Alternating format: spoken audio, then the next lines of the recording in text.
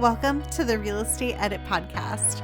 I'm Tara Kroc, CEO of the Real Estate Edit, a Charleston-based real estate agent and your guide to building a real estate business you're obsessed with.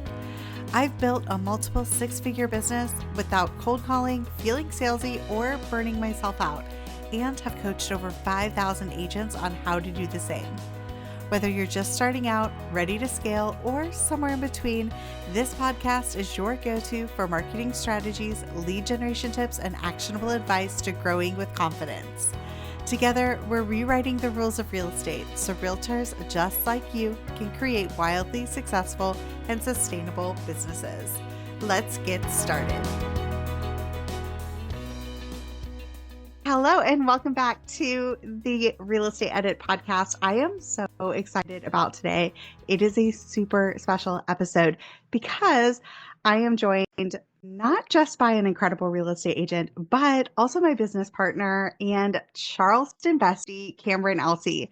Cambron and I run the Charleston lifestyle together. And if you've followed us at all, you already know that we are super passionate about helping people fall in love with the Low Country, just like we did.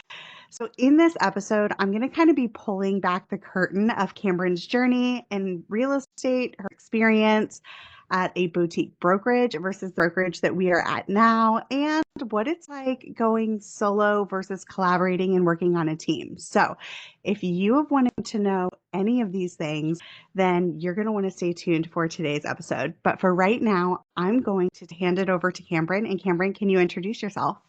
Hello. Thank you so much for that introduction, Tara. I am so excited to be here. I feel like we've talked about doing this for a little while now, and it's finally happening. So thank you. Yeah, I'm so excited. Okay, so tell me a little bit about your background and your journey to get to where you are now. Yes, you know what? I feel like I woke up and I just started real estate yesterday, but somehow it's been 9 years. I'm in my ninth year now, and it's been such a whirlwind because I feel like I have learned so much, and I just have so much gratitude for the journey. I mean, to be where I'm at now after starting at a very, very small boutique brokerage, I just could have never imagined. So I started in real estate in 2017, a very local small boutique brokerage that is not even in existence anymore. And I've kind of just progressed really based on the idea that I want to be learning something every single day. That's been one of the biggest things that I've tried to live by as I've grown in this business. I have tried to bring value and try to make sure that as I continue on, that I'm taking care of clients and making sure that they feel seen and heard. So after I left my brokerage that I was at for 1 year, I went to another boutique company here locally in Charleston, and I was there for 7.5 years. I had no reason to leave. It was fantastic. Kind of a different structure than what you see around the country. We kept 100% of our commission and we could run our business however we wanted to. Now, the one thing that I really loved about that is even though we could build our own brand, which is super important to me, our broker in charge was really great at making sure that we knew how to legally take care of our clients and we're doing things to protect them on a day-to-day basis. So I feel like in that aspect, that was one of the best values of being somewhere, is really understanding how to run a real estate business from a legal and protective stance. And so, yeah, I was there for 7.5 years and I was individual, I was on a team. So I've kind of done both worlds. And I have just continued to grow and realize that in order to continue growing, you have to get uncomfortable. And that's where we're at today. And it's so funny because I actually remember very distinctly when we met. And it's kind of interesting because I think was it 2018 or maybe 2019, early 2019 that we met. And I think somehow we found each other on Instagram. And it was like, look back and couldn't remember. Yeah, I think it was on Instagram, and I believe that you had said, "Hey, let's go have coffee." And I was like, "Okay, yeah, sure." And I remember meeting you for the first time at Mercantile. Oh, yeah. I Yes. remember. So, and the thing about Cambron, if you don't already follow her, you need to. But the thing about Cambron is that she is so incredibly supportive. And even though she did not know me from Adam, I was at a completely different brokerage. It's not even like we were at the same brokerage, but she was like, "Hey, like, I just want to get to know you." And that is literally how she lives day to day. She just wants to get to know you. And when you talk to her, like, you do such a great job of just making people feel seen and being genuinely interested in who they are. And I think that is such a gift that you have. And I love that you take that and you bring that into real estate, because I think a lot of your business is actually really relationship based, right? It is. Yeah. Most of my business is repeat or referral business. And that means so much to hear you say. Thank you so much for sharing that. I do feel like one of my favorite things about this business is really listening to people's stories, because that's what it is. We are not in the contract business. While that is very helpful to know how to do a contract, we are in the people business. It is our job to listen and hear the challenges that people may be facing or the goals that they have and help them figure out how to make that happen. Sometimes it's happy, maybe their family is expanding. Sometimes it's sad. Maybe they're going through a separation or a loss. And, our job is to make sure that they feel seen and that they feel taken care of more than anything. So when you say that just Yeah. really, it's good to hear, because you don't always know if it's coming across, but it is a blessing to be in people's lives, I think personally. And I always try to make sure that even in hard situations, because this business is not easy, that we walk through it together, that they never feel like they're going through it alone. But even outside of transactions, I think from an agent perspective, one thing I decided very early on, even before I was officially licensed, when I was still in real estate school, is that I wanted to be in spaces with people that inspired me. And I thought we're doing things well. Now, that can be hard because with top producers, especially, like they may not always have time. But I want to learn from people who are doing things better than me, and also people who are facing challenges that are different than me, because ultimately, we need a community of people to walk through this business with. It's not easy, it's not for the faint of heart. And I think we all have the same goal. So there's enough business to go around. I think that we need to lift people up and encourage them and just help them feel like they can get through things that they're walking through, because it's not just the transactions, it's also the life as an agent day to day. Yeah. And I think that you hit on something really important too, because there is like this narrative of competitiveness, and it can feel really lonely in this industry, especially if you are somebody that wants to collaborate and connect. And I think both of us kind of resonate with that. We're both collaborators and we want to get to know you, and we don't gatekeep. Like, we are not gatekeepers at all. And sometimes that burns us. And sometimes that is actually, like you said, a really big blessing. But one of the ways that, and I've read, obviously tons of different books on business and being successful in business. And one of the things that they say is that you need to find somebody that you admire, or people that you admire, and replicate their business. And I think there's a really important distinction between copying and replicating something that is repeatable, that has worked for somebody else. We don't always have to reinvent the wheel. Now, there's something to be said about innovation, but at the same time, being in a room around people that you resonate with and that are doing what you want to do and do it well can really help skyrocket your business. And I think you've found that as well, right? Yeah, absolutely. And I think to go back to the point that you just made, I think being in the room with people who are doing things really well, I think the thing that people often lack is that they need validation, right? You often see so many people here at the top, but it's a very lonely place. And so I think that if you can come into that space with them and remind them, like, hey, you're doing a really great job and I'm inspired by you, but then taking it beyond just that one meeting or that one discussion and reaching out to them regularly and just trying to encourage them or give them the little, hey, I'm thinking about you. Like, you did this really well. I think that that is something that is also really important, because a lot of times you don't just want to take away from the space. You also need to contribute to it. And I feel the same way in my business. The people who have encouraged me are the ones that show up when I don't know that I need to be seen and remind you, like, hey, you're doing a good job. Don't be so hard on yourself, because we are. A lot of times we're our biggest critic. Right. And I have to ask you, just because, is one of your love languages words of affirmation? I think so. I think that and acts of service. Yeah. I love that. I Everyone love needs learning about someone. people's love languages. Yeah, everyone needs a little bit of affirmation for sure. 100%. So I want to dive into your journey and why you made some decisions that you made, because I think that they are really telling. And I know that these conversations happen all the time in my community. And so that's why one of the reasons why I definitely wanted to bring you on, because I feel like you've kind of been through the journey and all the things. So you kind of help out and give some perspective. So we are both at Real Broker. We both moved here at the beginning of the year and we are loving it. We're happy to talk to you about that at any point in time. But I want to really dive into more of the differences that you have found between a boutique brokerage, local brokerage versus a national brokerage. So I want to start off by really just asking you about what you felt like was missing that you needed to change. Like, Yeah, so that's a good question. And I feel like I could go several different directions because it's never just one thing, right? I think first and foremost, the thing to understand about me is that I've done both versions of being a brokerage. I've been on a team and I've also been a solo agent. I have done that as a mom now and also kid free with all the time in the world. And I think that there would be different reasons for each situation to maybe consider a move. So, first and foremost, when you're not a parent, a lot of times you have a lot more time on your hands. And so you think that you can do all the things. Some people can, and that's great. But what I have found personally is that you can't do all things and do them all well.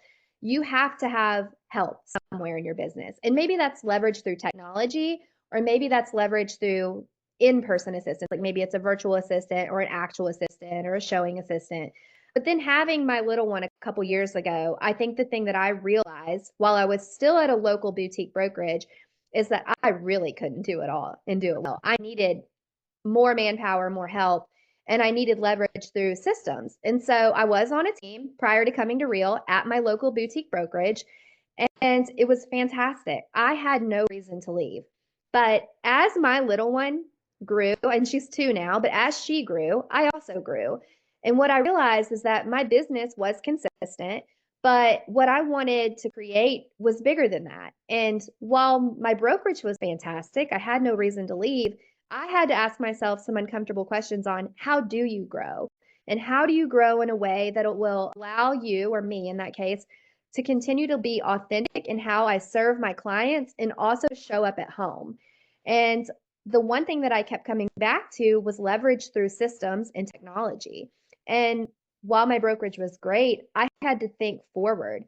I had to think about what can I do as a solo agent or on a team that is maybe being offered somewhere else. And I kept coming back to Real because they have so many great systems in place. They have so many partnerships and relationships with outside vendors and companies that when I considered all of those things, it made more sense for me to get uncomfortable from a comfortable situation and try that out. And every time, Real has just been more than I could have ever expected. So I think that that was a big part of it. I also think the other reason that really made me start thinking about a move was with the rise of AI. I was thinking every single day about the different tech tools that were not at my fingertips and how I could be utilizing those, and also connecting with other agents who maybe were doing things better than me to collaborate with that I just didn't have in front of me here locally.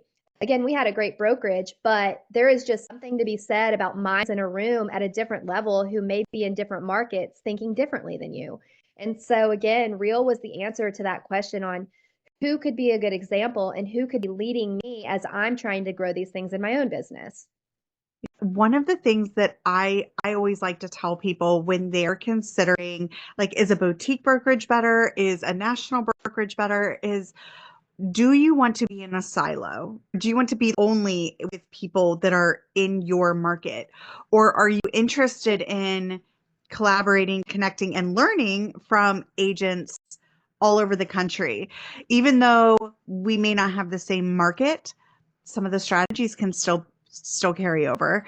We have people that are moving here, Absolutely. like, what is it, like 34 people a day or something crazy It's like some that? insane number. And majority of people coming from here are coming from markets like Chicago, California, Yeah. DC. Like it's just way outside of the southern region.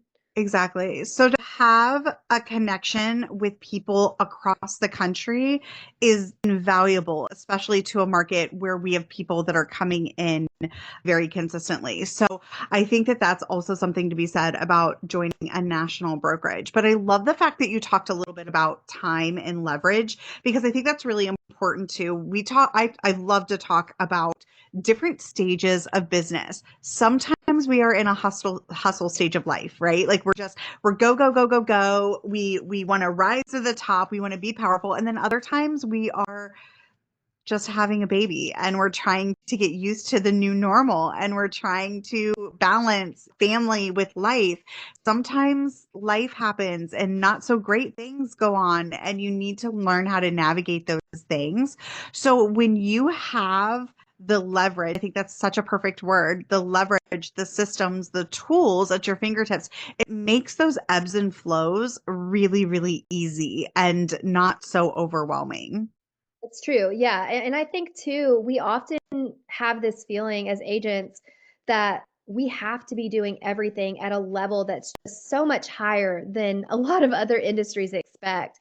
And there has to be people who can guide you through that wisely to remind you that you don't have to be doing all these things, nor should you. And so I think Real does a great job, and they're always forward thinking about how can we take some of this stress from agents of the day to day off of their plate and make things easier for them. And I love that about their leadership. And I just think that that was something being offered by them as a national brokerage that's just not offered by a small boutique brokerage. I also think too, one thing I didn't even touch on was in light of all the legal changes that are happening in our industry, that really gave me pause to consider the fact of where are we going to be 2 years, 3 years, 10 years from now? And, even with the changes in clear cooperation again, or how agents are being compensated, I really liked the idea that we had leadership at Real that are considering not just me here in Charleston, South Carolina, but they're considering as a whole, all agents across the country. And I think that that just brings a different perspective to the game and to who I'm trusting to help guide our organization. Again, my local boutique brokerage, they are so knowledgeable. They were kind people, but they also have their feet only here in Charleston. And I like the idea that there are people looking out for us as agents across the entire country. Yeah, that's a really good point. There's been so many changes over the past couple years, and I don't see that slowing down. Not at I can see what is happening in the future, and I really think that there's going to be even more changes. And it's one of those things where, just like with marketing that I talk about all the time, you have to adapt. You have to, or else you aren't going to make it in the industry. And the thing is, too, that I always like to remind people is that real estate is an industry that is typically like 5 and 10 years behind other industries. So we're already behind. So we got to be ready to jump on changes and we have to be very adaptable to these things. And I think that right now, where we're at, it is very, very telling who is made to be in this industry and who is not. I think we're seeing a lot of agents exit because of the overwhelm, because of the changes, because of that scarcity mindset. So it is really important to feel like you are supported, you are represented, because I think that's something that we've all felt was lacking with some national organizations. I don't think we felt represented. I don't think we felt like we were being taken care of. So to be with a brokerage or to be in a space where you feel like that is the number one priority, I think is really, really important. We look out for our clients. We need somebody to look out for us. And I That's think that right. that's one of the things that with Real, I really see that carry through. Well, and I think you touched on another good point with this scarcity mindset that is so common in the real estate industry. One way that we can get away from that too, with being aligned at a national brokerage that gives us other opportunities to have income potential, I think that that's really helpful too, because like all things in the world right now, with the shifting economy, I think the question so many of us are asking is, well, how can I get outside of the day to day grind of one transaction to another and figure out ways to make sure that we have income coming in outside of that, because that is very time consuming, especially if you're a buyer's agent per se. You're spending a lot of time on the computer, in the car, away from your family or your priorities. And so that was another big attraction when I made the move, was having the opportunity to have other streams of income through the brokerage at Real. Yeah, that's a really good point too, because I think that there are people that are like, okay, I need an exit strategy. Like I don't want to be selling houses when I'm 80. I just don't. As much as I love real estate, that's not my goal. So I need an exit strategy or I need additional streams of income. But like you said, you're so busy. Like I know, like listen, Cameron's my runner. Like she's running all over Charleston doing all the things and it's incredible. But at the end of the day, she could never have another job. Like you just No, couldn't. There would be no way. no, my So brain with is that, dead. to have additional streams of income that are fairly passive, a very natural extension to selling real estate is a huge draw. And that's one of the reasons why the real model like works so well. Yeah. Well, and I think too, like I said earlier, like having the people in the space with me that are doing that, that have other streams of income. And it doesn't have to be cheesy. It doesn't have to be something that you see on Instagram that's cringy, like just Yeah. buy another course or, follow me and then download. It's not like that. It's true, authentic other opportunities to have income coming in. And it's things that offer value to people. And even just being connected with agents that want to have a business that is operating well with good systems. I think that Real Yeah. gives you that opportunity to find out where you fit best and to do things that feel authentic to you. Because there's one thing about me that most people know is that if it's not authentic to me, I will not align Not myself doing with it. it. And so I think that's the beauty of Real as a brokerage too, is that it just feels so natural. Yeah. And having those additional revenue streams allow you to be a little more safeguarded with your time, which is something that as a new mom, you really resonated with. You're like, I need to have my time blocks, which I actually want to talk about because one of the things I really admire about you is you are really good at giving your white space. I know I'm telling on you right now. So we will chat all day long. And then I don't know what time it is, like maybe like 5 o'clock. Girlfriend disappears, like she's gone. And I don't know. I mean, if a house is on fire, I don't think she would answer. And then you'll hear from her again at like 9 o'clock. And she's like, all right, da, da, da, da, da, and she's like right back in it. Like you're so good at giving like your time. Like, this is my time. How do you do that? How do you stay true to that? Yeah, I don't really know. I will tell you that my first year in real estate, I have a really amazing mentor.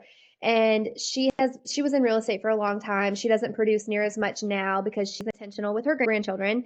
But one of the things she told me was set boundaries early on because what you allow to happen now will be what you allow to happen in the future. And it just resonated with me. During that season of life, it was not super relevant because, I was newly married. I had a lot of time on my hands. I was new in business and very eager. But as life changed and I got busier in my own real estate business and had more things that came up with family and having a little one, I realized how thankful I was that I listened to that advice in 2017. And now it's just one of those things that's so natural. If I'm in a room with you, I am in a room with you because the only thing that you can leave people with is how you make them feel. And I feel like if I'm trying to juggle three things, whether it's text messages about something that people think is important now or taking phone calls, and again, there's space for that. I'm not saying I don't, but if I do that on a consistent basis, the feeling that people will have is that I'm never fully in a room. And I do not want to leave people with that feeling. So I think setting clear boundaries early on has always been super helpful to me. I'll let buyers and sellers know, like, hey, I am going to disappear probably between 5 or 5:30 and maybe 9 o'clock, but I will always get back to you. And if not, there's probably a good reason for it. So I think just being someone who communicates those things is super important. Yeah, I love that. And I think you do such a good job of this is my time. I have things going on. This is my family's time. I am not able to answer the phone. And listen, I'm around a lot of agents all the time and there is definitely something to be said about the agents that sit and are very present with you versus the agents that are texting, they're on their phone, they're checking their email, they're running from the table because they got a phone call. And listen, like I'm in real estate too. I totally get Yeah. it. But at the same time, if you're carrying that over with your clients, they feel like you said that they're not being seen, that you don't have time for them. So I know that one of the things that, and I think it's almost like I don't even know how to explain it, but it's like a certain style of marketing. And I feel like y'all know what I'm talking about, where it's like, we got to always look busy. You got to always look like you're hustling. You got to always do the things. And I remember when I first got into real estate and they were like, listen, no matter what you're doing, you got to look like you're on your phone, or you have to be like, you have to be showing a house, even if there isn't anybody that you're showing a house to. You're just busy for the sake of being busy. And it's like, yeah, but isn't there other ways like to make people feel like they want to connect with you rather than looking like you're just busy? The reality of that is that I have so many conversations with agents where some days we feel like we don't even have enough time to get anything done. And then other days you wonder if you have a job because that's real estate. It comes in ebbs and flows. And I just hate hustle culture. I hate the busy, busy, busy because at the end of the day, it's not what it's about. It is about how you make people feel and if you can bring value to relationships and just really show up. It's not about projecting something that's not accurate. I agree. So one of the things that we've talked a little bit about is like you being on a team and what it was like being on a traditional team. And I want to talk about that a little bit and what your experience is like as far as the support you get when you're partnering with somebody at a brokerage and obviously using the real model versus being on a traditional team. What does that look like? So the thing about being on a team is there is always a team leader. So whoever you align yourself with has a vision for what they want from their agents who are underneath of them, which is fantastic. That's how a leader should be. But what you need to understand as an agent going into that situation is what's important to you and how you see your business growing as you produce, because they may have certain standards that don't align with how you think you should authentically grow in your business. Maybe they're a team that focuses on making calls every single day, and that works for some people. Maybe they're a team that does open houses every single weekend and they want you to door knock and do certain marketing for them with their name attached to it. Ultimately, all teams have their brand and their style of doing business. I was attached with someone that was a team, kind of a partnership in a sense, but we were all underneath of her name. And we're building her brand and we're building her reputation in a specific area of town. I learned so much about systems and maybe things that I could be doing better in my business. And that's one of the things about me is that situations sometimes may or may not be ideal, but whatever it is, always take something away from it and grow with it.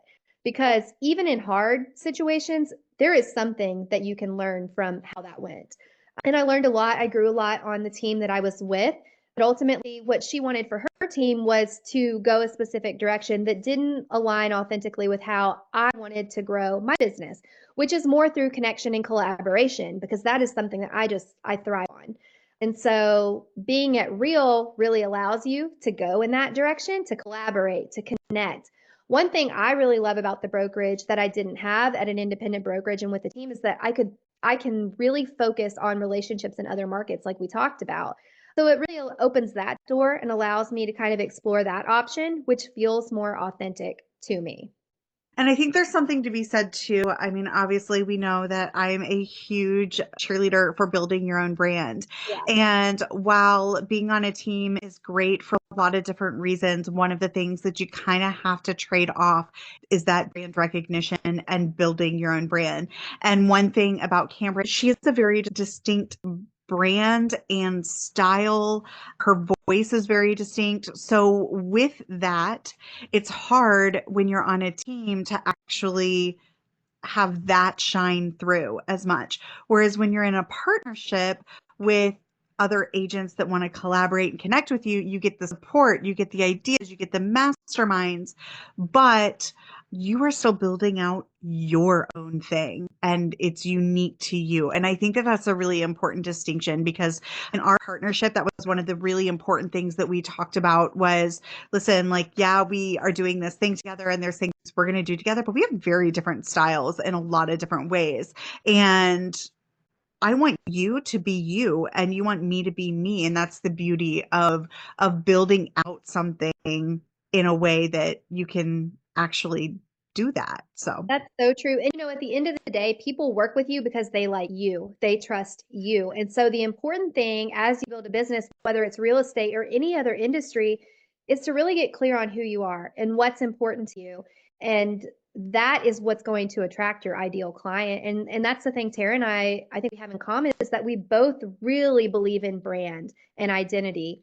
And fun fact, in 2018, Tara actually helped me build my first brand, which has become very identifiable. It's so funny. I still have people send me things on a weekly basis that say, "Oh, this reminded me of you." And it's authentically me. And Tara was able to help pull that out of me and allow me to just build on that over the last, I don't know, I guess 6 or 7 years so that people do recognize it. And that's the great thing about Real is that I can continue to do that and move forward in a direction that feels authentic, that will allow people to be attracted to me for who I am and for what I offer to them. So I want to talk about a couple of fun things really quick. First of all, before we wrap everything up, if you had to give somebody one piece of advice for their real estate business, it could be anything, what would it be? What is your biggest piece of advice for agents? Well, of course, like come back to what we just talked about, building a brand. I think that that's huge early on, but this might be a little unexpected. But I would say get your systems in order. Like know what you are doing from the start, whether that's getting your financial system set up, setting money aside from taxes, or just making sure you have your database set up properly. Because it is really hard to backtrack and go back and correct things. If you do that early on, it's easy to just lay the foundation and make it an automatic process. So I would say get your systems in place. Yeah, I think that's actually a really great piece of advice. And I don't want to say it's unexpected, but it's not one that you hear often because I think a lot of times, obviously, the first thing is like, get leads, It get leads. clients, do things. But at the end of the day, where people actually end up failing in real estate is they don't treat it like a business. And True. you can't run a business without having any kind of systems in place. So thinking through your workflows and your systems and having just an idea, of course you can tweak it as you go, but Oh, treating it like an actual business is going to be one of the best things that you can do, especially if you are just getting into the real estate game. Yeah, like that's a big one. That's yeah. good. And nobody talks about it because there's so much excitement on, oh, I got my license. Where should I hang it now? And, what's the next thing for me to get my first transaction? Nobody talks about the systems. That you may Nobody. not have any clients in your pipeline, but you actually do because you have this whole sphere of people that know you and like you and trust you already. And if you can get that set up and if you can get your back end systems for financial setup, you will have so much peace as you move forward and as you find success. I love that. That's great. Okay, so we have a lot of agents that come and visit Charleston. That happens all the time. First of all, if you come to Charleston, hit us up. We would love to have coffee with you. Oh, we would Uh, love that. Cameron is like a coffee connoisseur. I want to know two things about Charleston. Number one, I want to know what is your absolute favorite coffee shop here in Charleston? The second is what is a hidden gem that people don't know about that they need to check out when they come and visit Charleston? Oh my goodness. Okay, that is so hard because Charleston, like a lot of places, we've had some challenges lately. Some of the oldies but goodies have closed down, some of my old favorite places. So, okay, we'll have to come back to that. But I'm a coffee queen. If you did not know this about me, I actually have coffee every Tuesday morning. It's called Coffee with Cam. It's an open invite for clients, friends, family, other agents to come and just connect and collaborate and chit chat. So I am always on the coffee circuit. I am a black coffee drinker, which is kind of divisive. There's a lot of people that are shocked by that because it's not an easy thing for people to enjoy. I love a black coffee, iced or hot. You never know what I'm going to get. But I personally think right now, my favorite iced coffee or hot coffee, I guess, black in town is Sorelle downtown on Broad Street. It is so good. It is really good. I would drink their coffee every single day of the week, and it does not hurt that it's obviously in one of the best locations, downtown Charleston, and the shop is just so cute. So Yeah, Sorelle, it's adorable. you have my heart. I would be there every day if my pocketbook allowed for it. I love that. So hidden gem in Charleston. Okay, this is really hard. But one of my favorite places is Wild Olive Restaurant out on Johns Island. A lot of people won't make the trek from downtown because you are kind of like captured by everything Charleston has to offer. But if you are willing to get in a car or an Uber and go somewhere, Wild Olive, it's been around for I think over 20 years now. And I love to nestle up to the bar. You have to get the calamari. It is so good. The chicken parm is amazing. The great thing about Wild Olive is that it is farm to table. Most of the items are locally sourced, which I always appreciate. And then the reason I think this is a hidden gem, I swear they have an Italian grandmother back in the kitchen making dessert. It is amazing. We got my birthday cake from Wild Olive actually this year because it truly is that good. So get the dessert, no matter if you are trying to be good, don't do it, just enjoy it. And then get an affogato because their affogato, which is espresso and vanilla gelato, is out of this world. I have not had the dessert at Wild Olive, but the food is amazing. Oh, So it's I can delicious. attest that Wild Olive is worth the trip and make a day out of it because you can go to the Angel Oak, you can check that out, which is fun. And yeah, so amazing. Perfect. All right, Cameron, will you please let everyone know how they can connect with you Yes, online? so you can find me pretty much everywhere online at Cambron Elsey. And Cameron's a little bit of a different name. It's a family name, so I'm going to spell it. It's at C-A-M as in Mary, B as in boy, R-O-N as in Nancy, E-L-S as in Sam, E-Y. That's for Instagram, Facebook, and my website, CambronElsey.com.